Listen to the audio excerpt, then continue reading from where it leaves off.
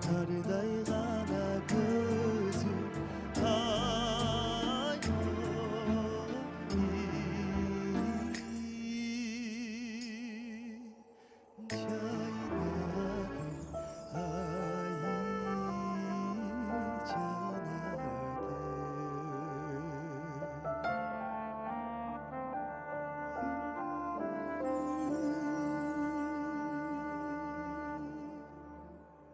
Тамшаны қана ұқтық қо.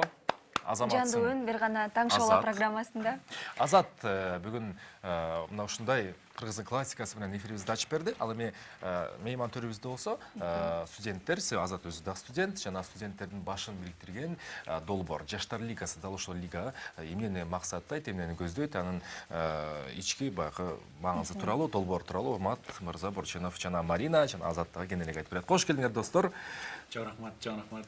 Кутмандаңыздар менен. Бирге болсун. Маанаңыздар кандай, жакшыбы? Эң сонун негизи бул учурда биз таттуу уйкуда мен өзүм жөнүндө айтайын. Балкып чыккан учур болду.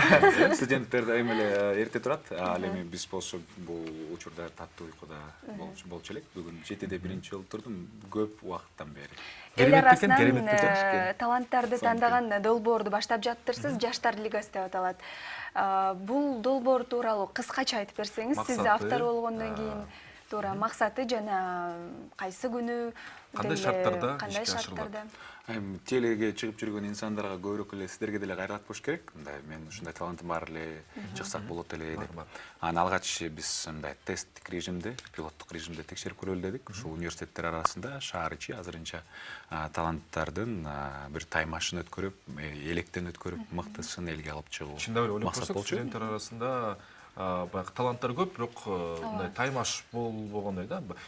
Кичинекей бөбөктөр арасында бар, улуураак муунда бар, бирок чындап студенттердин саны эң эле бир чоң жана социалдык активдүү бөлүк эмеспи? Анын биз жакында эле студент болуп бүткөнбүз, ошондуктан студенттерге биз жакыныраакпыз, ошондуктан студенттерди бир таймаштырып. Мына ушул таймашка азыркы учурда катышуучулардын деги эле баары кабыл алындыбы же алынып жатабы? Балким азыр телеэкран аркылуу көрүп кызыгып калгандар сиздерди туура кайдан тапса болот, кайсы тармак, кайсы категория аркылуу тандайсыздар? Эми жаштар сүйгөн Инстаграмдан тапса болот бизди. Тандоо бардык жогорку окуу жайларында болуп өттү. Ал эми мындай жыйынтыктоочу концерти 16 мартта болот. 16 мартта мыктынын мыктысы аныкталат. Ал жакта кайсы тармактагы биздин студенттер өзүнүн талантын тартуулайт элге? Таланттарды ар түрдүү тармакта тартуулайт. Мисалы бизде деген 3 тур болот. Музыкалуу, бий, анан кийин фристайл деп коет.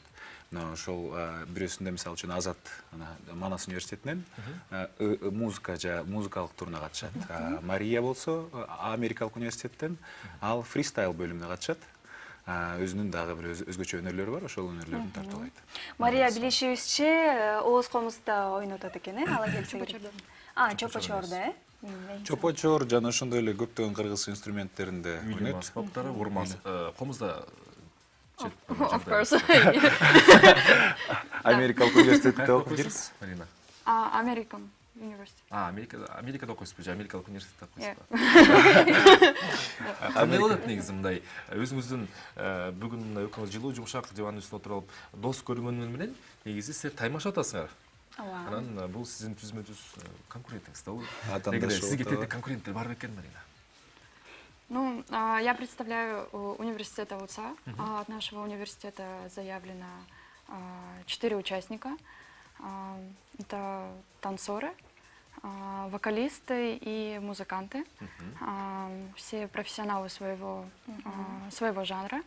Но мы являемся не только студентами АУЦА, мы являемся, так скажем, детьми известного театра Mirrors, студенческий театр при АУЦА, при руководстве Николая Григорьевича Шульгина. Вот, и мы будем участвовать на этом проекте. Мы намерены не только участвовать, но как бы буюрса, как бы что-нибудь и займем. Как бы у нас большие планы. Эң сонун экен. Ал эми сиз айтып калдыңыз, 16 март күнү жыйынтыкталат деп, концерт кече өтөт деп. Мына ушул кечеде демек мыктылардын мыктысын сиз жеңүүчүнү аныктайсыз 16 март күнү. Жана бул жеңүүчү үчүн кандай жолдор, кандай мүмкүнчүлүктөр ачылат? Мүмкүнчүлүктөр, мисалы үчүн биз концертке шоумендерди чакырганбыз көп. ал ушул мендер менен балким алака түзүшүп иштешип калат чыгар. Студенттер үчүн көптөгөн заказдар, буйртмалар болушу мүмкүн. Андан тышкары жеңүүчү жогорку окуу жай, жеңүүчү команда. Эң биринчи кезекте бул жеке конкурс эмес, жеке таймаш эмес. Бул жогорку окуу жайлар арасындагы таймаш команда, жеңүүчү команда акчалай белектерге ээ болот. Бирок акчалай демек стимул бар экен да? Албетте бар. Эң биринчи кезекте ошол акчалай андан тышкары дагы көптөгөн иштешүү, кызматташуу, сунуштар. Жаңы достор менен таанышат, мисалы чоң университеттер арасында ар бир өзүнүн дүйнөсүндө чуркап жүрүп барган бири бирине таанышууга жакшы площадка болду окшойт. Тажрыйба дагы. Жок дегенде элдин алдына чыгып, мисалы өзүнүн талантын сүрдөбөстөн көрсөтүүгө үйрөнөт да. Бул аты өзү айттымакчы. Жаштар лигасы болот. Биз болсо сиздерге бир чакан оюн дайындап койгонбуз. Оюндун шарты жөп-жөнөкөй.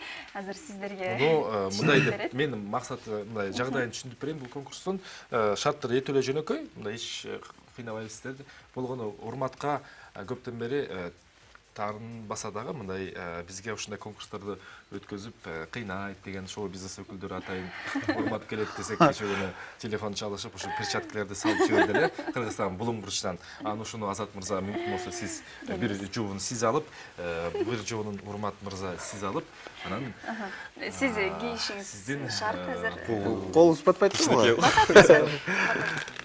Мен колум баткандай сиздин колуңуз. Мен негизи мен сурагам. Жакшысын жөнөтүңүздөр, чоңурагын жөнөтүңүз. Жок, себеби деп өзүңүз түшүндүңүз окшойт ар жагын себеби. Бекиттиңиз. Жакшылап кийсеңиз. Жакшылап кийиңиз достор. Бул колду да кийиш. Мына бүтүндөй Кыргызстан көгүлтүр экрандарынан шоу бизнес өкүлдөрүн ар кайсы ыңгайсыз балким акыбалга ыктап жүргөн Борченов мырза менен Азат мырза азыр мушташат десек жаңылышкан болобуз. Мына ушул столдун үстүндө каттар көрүп атасызбы да, могул 4 бурчтук катты көрүп атасыз, Азат мырза. Ушул катты ачып, анан сизге кандай кайрылуу бар экенин Кийге окшойт. Анын үстүндө үнүбүз да коңгуроо. Азыр. Бир секунд. Баттыбы я мырзалар? Бат. Мен негизи сурагам мындай бир чоңураак көлөмдө болсо деп. Азыр жаштар ушундай бытыс кийген жакшы болчу. Бардыгында. Эми тапшырма жөп-жөнөкөйдө биз жогоруда айтып өткөндөй эле мына сиздерге кат келди. Болгону сиздер ушул боксердук колгап менен бул катты ачышыңыздар керек. Аракет кылам. Мен аябай негизи ол 90 жаным. Ушундай кат жазып көрдүңөр беле дегиле ушундай кат көрөлү. Мисалы жигиттерге кезек. Телефон, уюлдук телефон жок. 1 2 3. 1 2 3. Баштадыкпы? Бир музыканы берип койсоң болот фонго шаңдыраак. Бет дегенде. Анда эмесе катты ачабыз. Колдонбой. Ким биринчи ачат болду экен гана. Байкап көрөлүчү. Азат мырза менен Урмат мырза азыр таймашып аткан маалы жаштар лигасы деп бүгүн таймаш өткөрүп өзүңүздөр таанышып алат да. Мындай көз суктандырарлыктагы азыр мына музыкалык бүркүм болот. Айрыбай ачыш керек. Марина аткарып берет. Эми катты жазылган соң аны айрыбай ачкан жакшы эмес да. Ва. Азат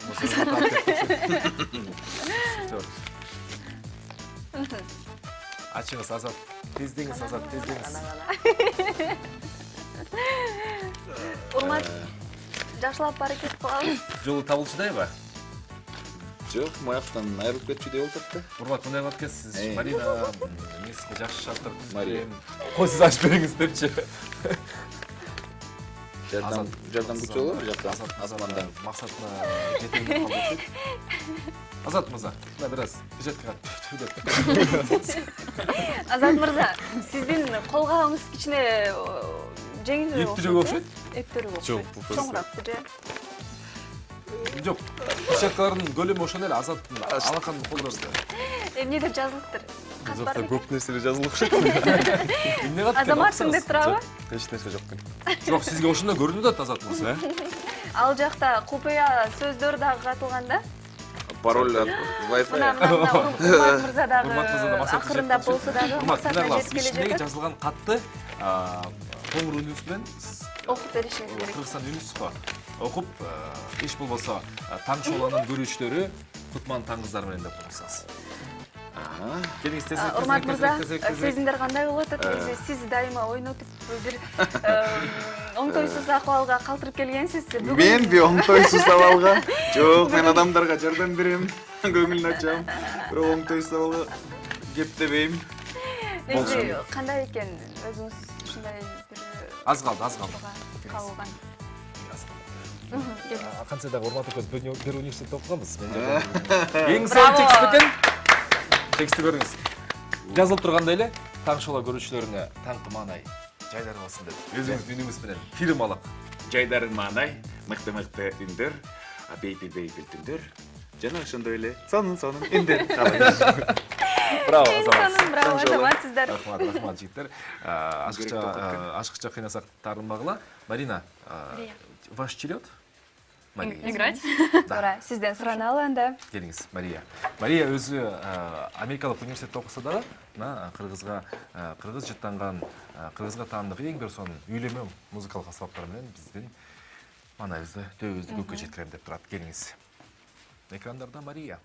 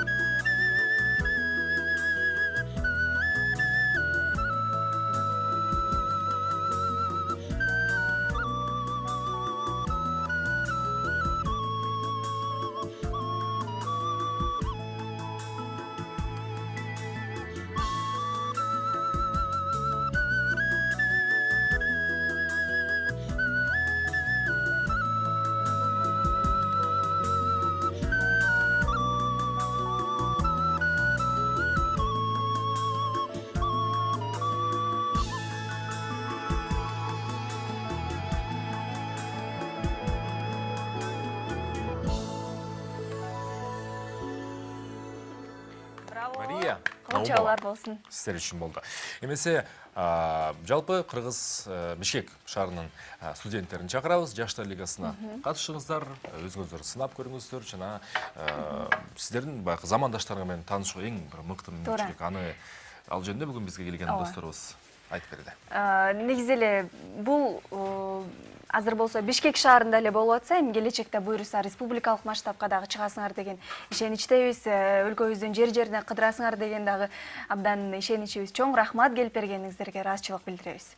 Азат, Мария жана Урмат. Силерге чоң рахмат. 16 мартта спорт ордосунда жолугушканча. Жарайт. Эмесе достор, эфирди улантабыз, бир канча көз ирмемден соң биз кайрадан эфирде кызматта болобуз.